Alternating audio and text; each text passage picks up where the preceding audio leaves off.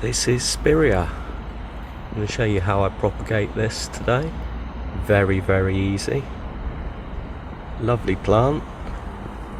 One of the first to green up in spring. This particular variety. It's these really nice pink, purpley coloured flowers, depending on what time of the year it is. There's one without flowers. Take a few little snips here.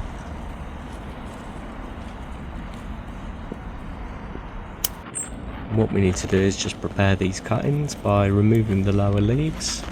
It's all just got a couple on the top, like so. You don't want the cutting to be putting all its energy into leaves, so as few as possible. Here's a plant pot I prepared earlier, and what we're going to do is take the Spirea cutting, just put it at the edge there. The edges of the pots do stay more moist, so that's where you put your cuttings. Same with this one. Remove these lower leaves, just leaving a couple on top. And there we are, simple as that. These root really easily, so I'll show you some results.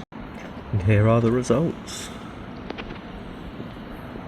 There's 4 in here, so we've got 1. See all these new leaves on top? 2, 3, and I believe, let's have a look at this one. No roots as yet. Quite a big cutting, that one though. That's potentially why. This one's a bit thinner.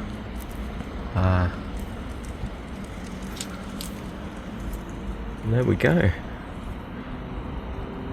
So what I'll do is pot this one on into a pot of its own, the same size as this, and within, I don't know, probably next summer, should be half the size of this bush. It's getting to that time of year now where I'll be looking to see what I can propagate in my garden. The cuttings can go anywhere as long as they're in shade and do get light. I'm just going to put mine in this propagator here, and I'm pretty confident they'll root fairly fast.